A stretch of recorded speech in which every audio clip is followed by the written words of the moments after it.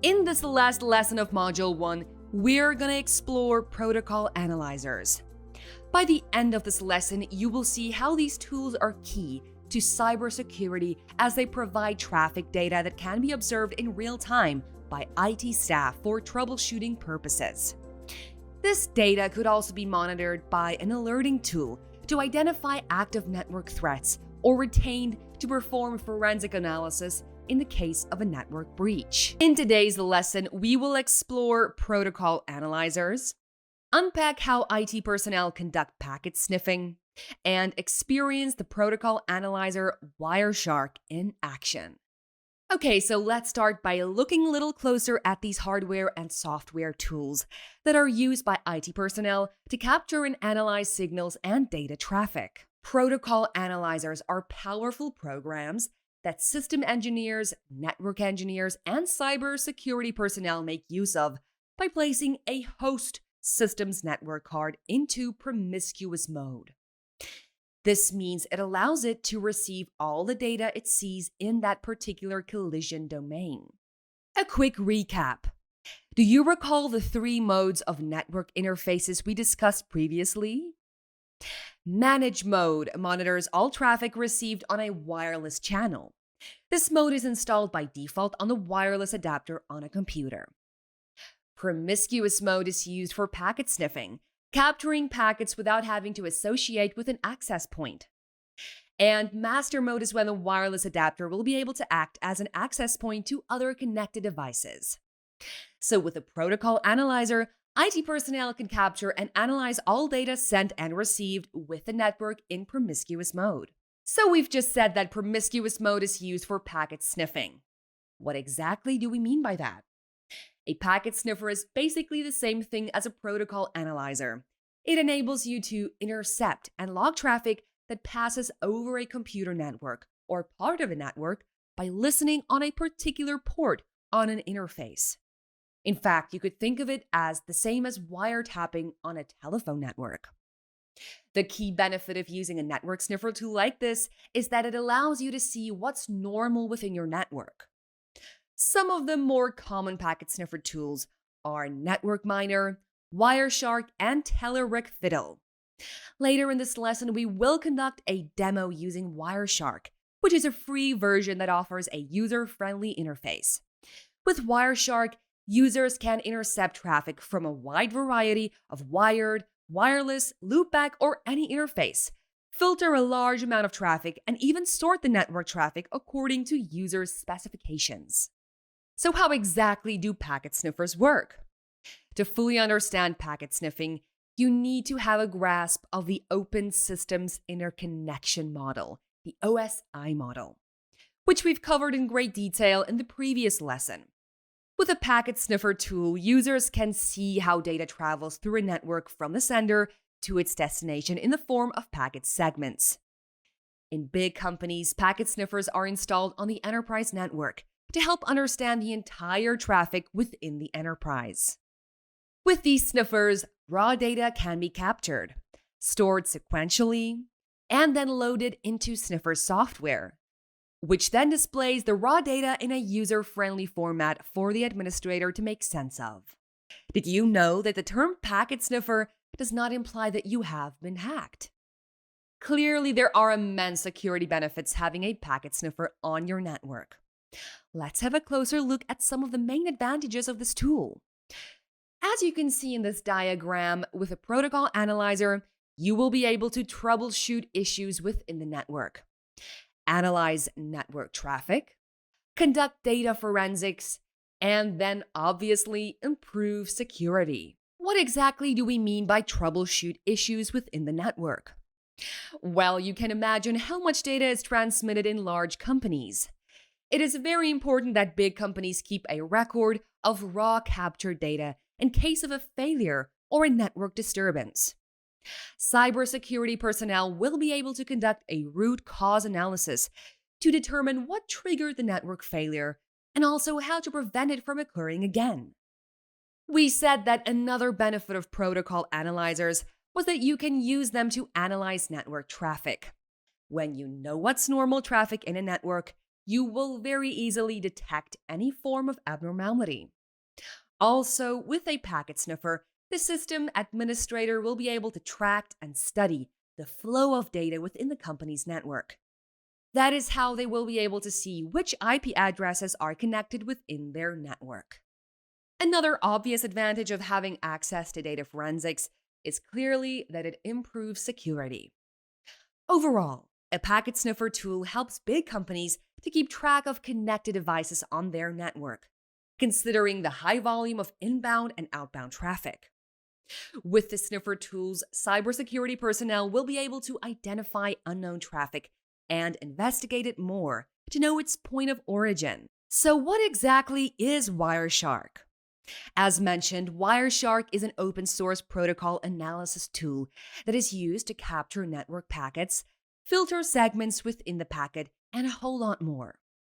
The application is totally free and is widely used by companies and educational institutions for troubleshooting and teaching purposes to show students the network protocols that are used in communication. Many computer experts would say Wireshark is the most widely used network protocol analyzer.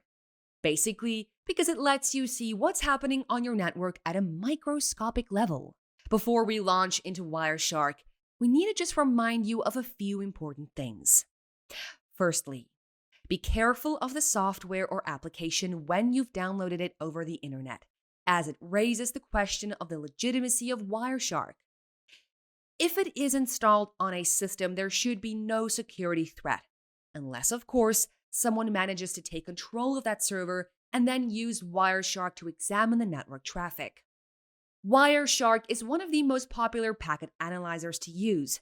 However, because of the insight it provides, it is advisable to only use the tool for educational purposes within the permission of the owner of the network.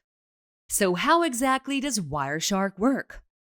Wireshark is a very powerful network tool.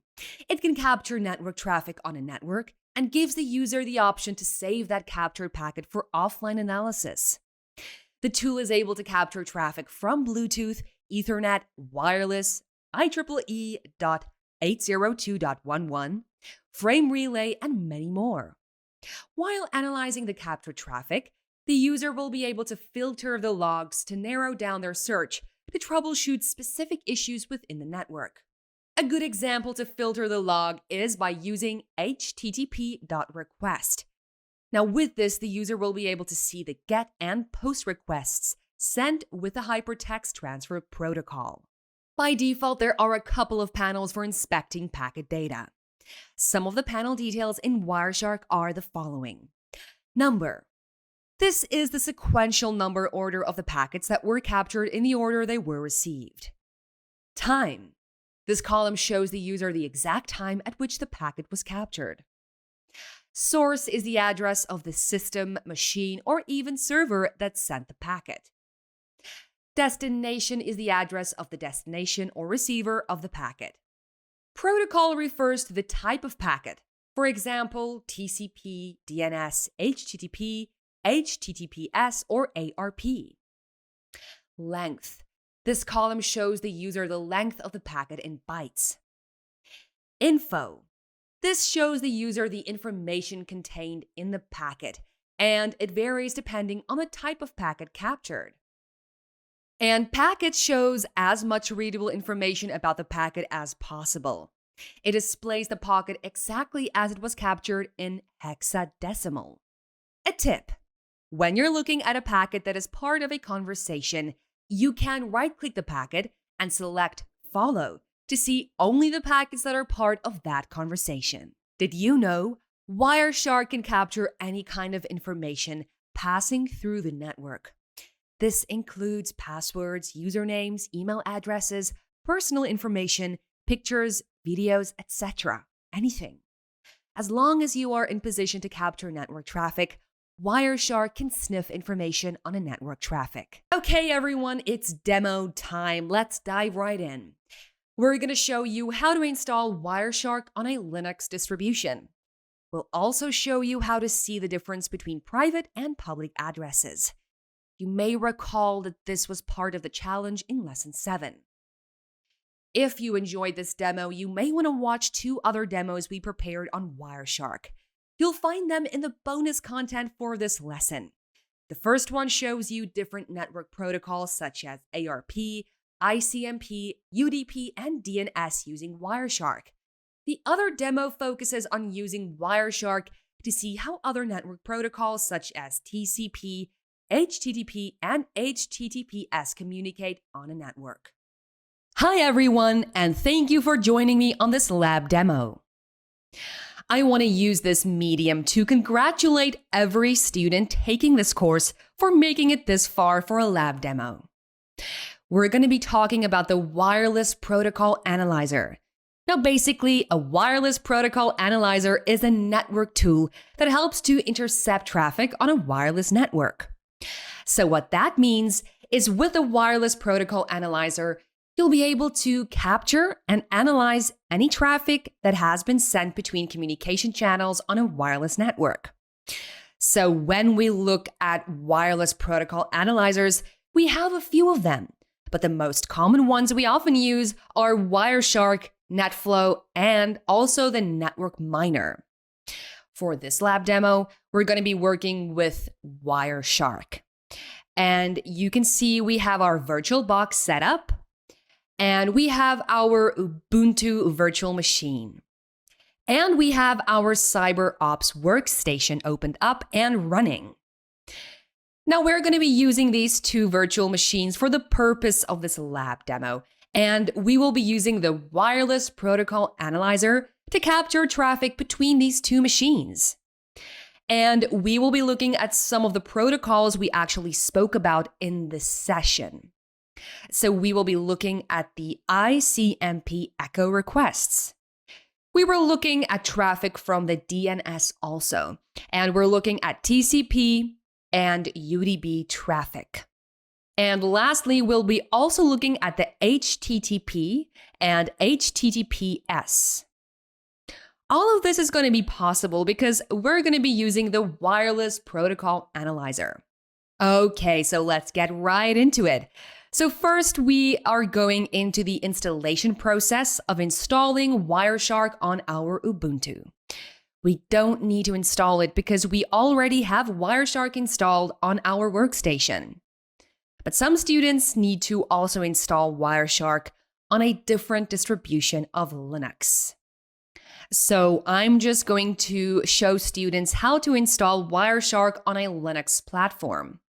So in this case, because we already have the Wireshark installed on the CyberOps workstation, we are going to be installing it onto our Ubuntu. So to do this, we just simply jump into the Ubuntu machine, and now we're on the Ubuntu machine. We can simply run some few commands. So let us go into our terminal and click on the terminal. When this opens, first of all, your few commands, we need to run on the command line interface. So the first command we need to run is sudo apt update. And now I have to put in my password and enter. And when that's done, we put in a second command to actually install Wireshark.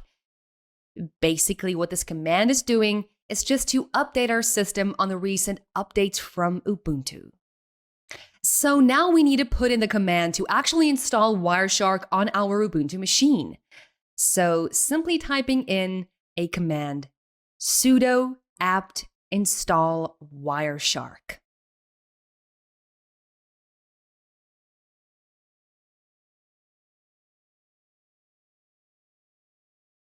And enter. And basically, Wireshark is now downloaded. You would need 163 megabytes of space at the moment. We already have that. So we just type Y for yes and enter. That automatically enables us to download, and now we wait until the download finishes. Now, this is actually what actually happens when you download a file off of the internet.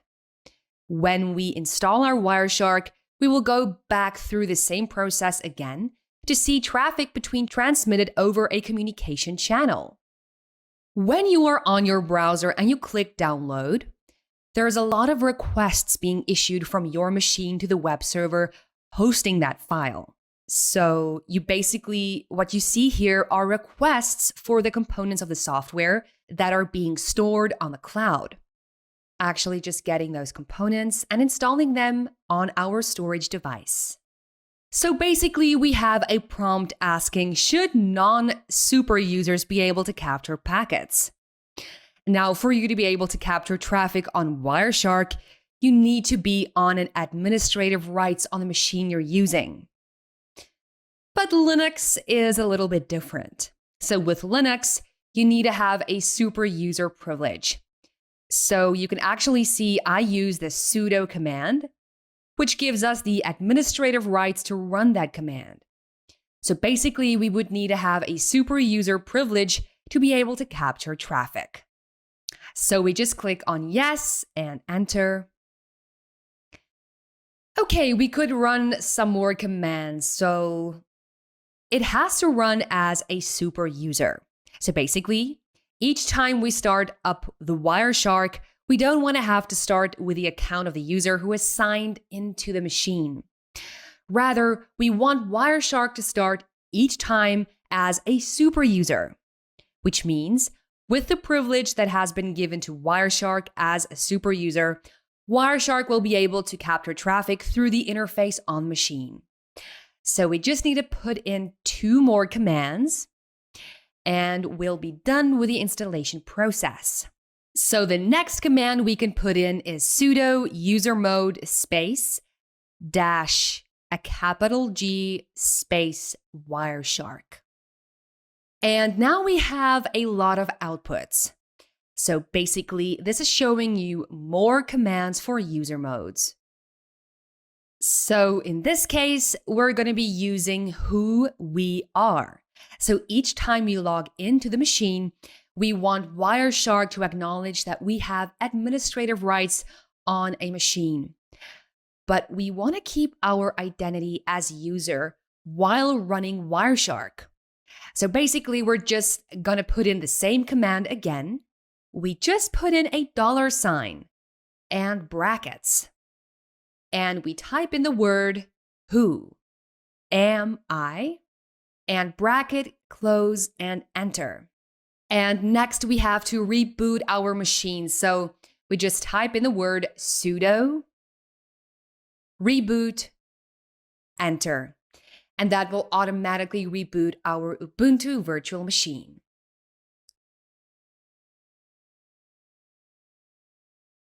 So now when we log in back on our virtual machine, we will be able to log in as an administrator on Wireshark. So basically, that was just a process to show you how to actually install Wireshark on a Linux distribution. So now we have our virtual machine restarted. We can simply put in our password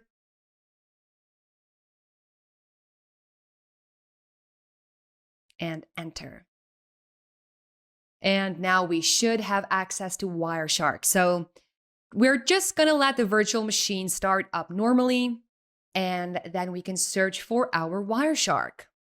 And so now at the moment, my Ubuntu virtual machine has fully started up, and I need to look for the word Wireshark.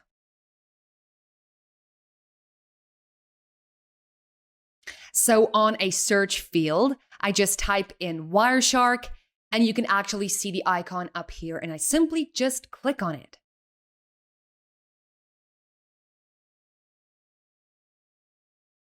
Now we can actually see Wireshark is running on Ubuntu with a welcome to Wireshark message, and we have different interfaces. So what interface do we want to run on Wireshark? Basically, like we said in the demo, you can actually capture traffic and you can analyze the traffic with Wireshark. Wireshark has to be running on a specific interface. So in this case, we have the wired, the Bluetooth, and the external capture. And at this point, we're not going to be using the Ubuntu because we want to use the one in the CyberOps workstation. But if we were to use the one in Ubuntu, so you can actually verify your interface by going to the top, you can see we are connected on a wired connection.